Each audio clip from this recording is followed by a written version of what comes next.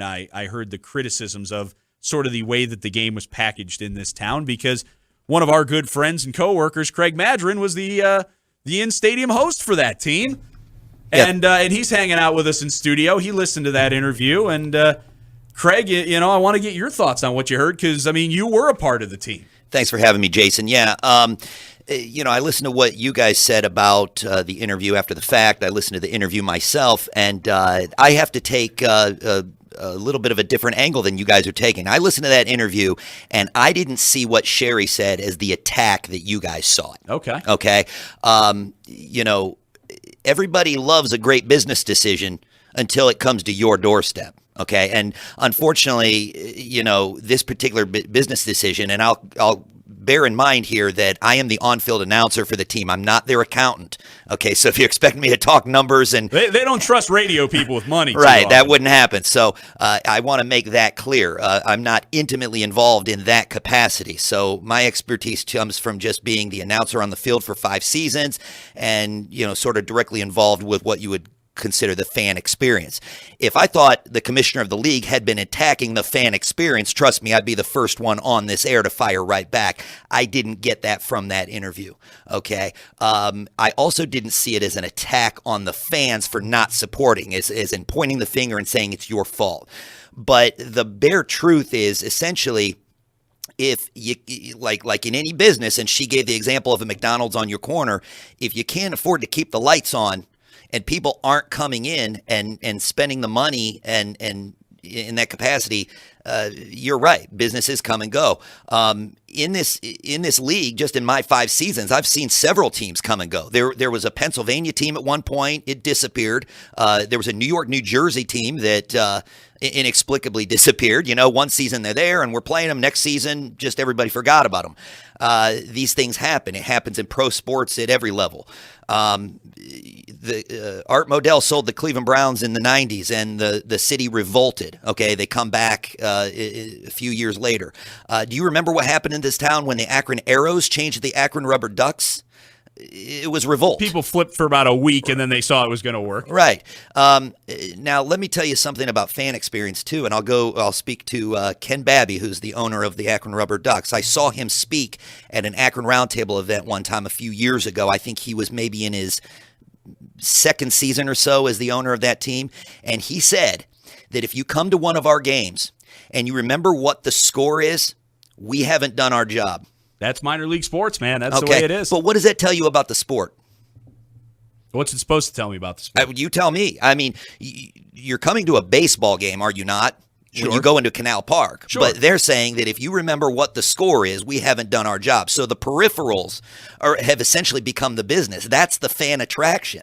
So without those peripherals. And that's because, and like we were talking about, when you're in minor league baseball, you can't control what happens on the field. Ken Babby has no say over what goes on the field. He has no say over who's playing on that team, who's coaching that team, how they train, how they condition, how their strategy. He can't say a word about that. Right, nor can you control the quality of the play, as you spoke to the Chinese team. Again, this is sports. It's not molded in. It's not professional wrestling where things are scripted and everything. Sports happens organically, So for a team like Beijing to come in with saying, well, they're not a very good team. Okay, well, neither are the Browns. Should we sell them? Would you advocate that? Would you like to say that on the air, Jason? I'd like to see the phone lines, light up. Listen, I guess what I'm saying to this is, first off, I don't want to get myself involved in a war that I'm starting to see sort of slowly brew up here. I don't want to get you in trouble here. We like you too much for that. And I'm starting to see it, actually. I saw the article in the Beacon Journal. They're renaming the team the Cleveland Comets. Personally, hey, I'm an Akron Racers fan. I'm an Akron guy born and raised. I would love to see the Akron Racers remain here in Akron the way they are, okay? Whether that's physically possible or possible from a business standpoint, I wish it could be. If there's anything that people could do to help in that cause, I hope they step up and do that. Otherwise, business decisions are going to have to be made. If the ownership is losing money in some capacity or whatever's happening, they've got to make some very unfortunate decisions. I will tell you this, Jason, and here's Here's where I sort of marvel at this whole thing. I know Craig Stout, the owner. I like him very much. He's always been very nice to me, and I don't know Sherry Kemp very well. I might have met her once. But I will tell you, unfortunately, in this narrative, in the court of public opinion, they're going to become the villain. And that's just a sad fact in how this thing is all shook out. Joey Arrieta is a local icon, if not a national icon, in terms of this sport. So what you've basically just done, and if it's true in the way that she's been blindsided, at least when she was on Ray Horner's show the other day, she kind of put it like she was blindsided a bit. If that's the case, basically what you've done is you've told Mother Teresa, excuse me, thank you for all that you've done, see your way out and don't let the door hit you, okay? And everybody is going to rally around somebody like Joey Arrieta because I can speak to myself. They let some loudmouth have a microphone for 5 seasons to get out there and fire up a crowd. I mean, she let me live my dream in front of 500 to 1,000 people every night. I'm getting recognized in public. I mean, for a guy like me, that's unbelievable. So, Joey Arrieta, to me, deserves all the accolades that she's got and all the rallying support. And unfortunately for Craig and for Sherry, if what they're doing is simply making a business decision that's best for the league, maybe there's a better way they could have gone about it, but unfortunately they're going to look a lot like Art Modell right now. It's just, it's sad. Maybe it could have happened differently, but who knows? I think it could have, Craig. I really do. Certainly if you're getting rid of Joey Arrieta, that's something that if you're the majority owner, you got to handle very carefully. And I don't think that was well handled. I think this report that they're going to bring in Chinese players to populate a good portion of their roster, I don't see how well that sits with folks in a blue-collar town, especially a town like this where, you mentioned a narrative. The narrative's going to be they outsourced the team to China. Okay. Just like our jobs got outsourced to China. That doesn't work. You rename the team, so now it doesn't really have that Akron tie anymore. I wonder if this is just a bad business decision. And don't get me wrong, I don't want them to fail. I think pro fast pitch is a great sport. I enjoy watching it. Well, let me. And that's why I'm so concerned about this. First off, Jason, I don't want to defend either side or play it. But what is a bad business decision? A bad business decision is one that doesn't make money. Right. Okay. So, regardless of what people think about the business decision, I'm sorry, I'm having trouble with that word, but if the Chinese team comes in here and makes money and generates fan support, it's going to be successful, regardless of what people think about it. Who's going to watch a bunch of Chinese players, though?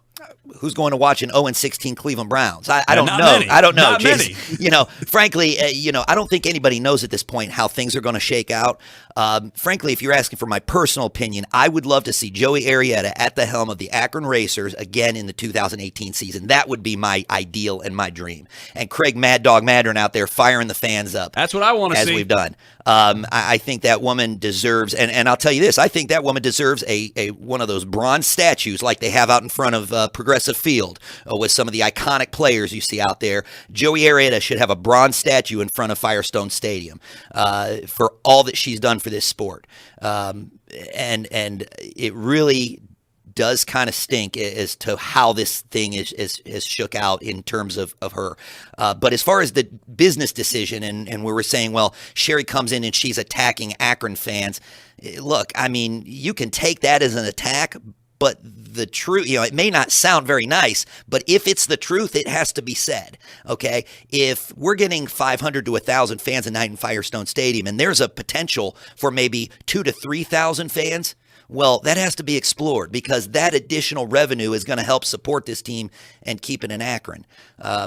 It's just the truth. I don't think that's what they're going for. I don't think they're going for the 4,000 people in the stands. You don't rename an Akron team to Cleveland and attempt to play it in Akron and expect buy-in from Akron. Well, you know how Akron people are. I'm willing to look and see how that shakes out too. But Jason, in that regard, I will agree with you. I'm reading this article. I'm saying they're going to bring a team to Akron and play potentially in Firestone Stadium, and call them the Cleveland Comets.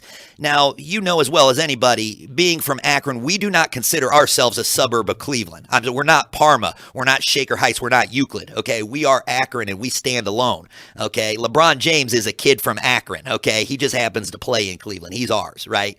We are our own entity, and so to have a team playing in Akron called the Cleveland Comets does sound a little strange. Again, I'm willing to see how this thing shakes out, because at this point, I don't think we know exactly how this is going to look. To do otherwise would be just trying to predict a future, which is impossible. Okay, so again, I'm not taking sides in any of this, but on that point, I will agree. Having a Cleveland Comets in the city of Akron, it doesn't feel right as we sit here today. So we'll see. We'll see how it plays out. We've kept you much longer than we were planning on, so I apologize well, thank for that. you, Jason. But I appreciate your candid opinion on that. I do, and I hope things work out for you, too, because I want to see you on the field this summer. I appreciate that, Jason. I hope to be on the field, and I hope to be in Firestone Stadium and firing up those fans. And, if not, I'm sure I'll pop up somewhere. So let's hope. All right. Let's hope. Craig Mad Dog Madrin joining us for 5 years. The on-field host of the Akron Racers, and we hope he's the on-field host for the Akron Racers for a 6th. That's for sure. 330-37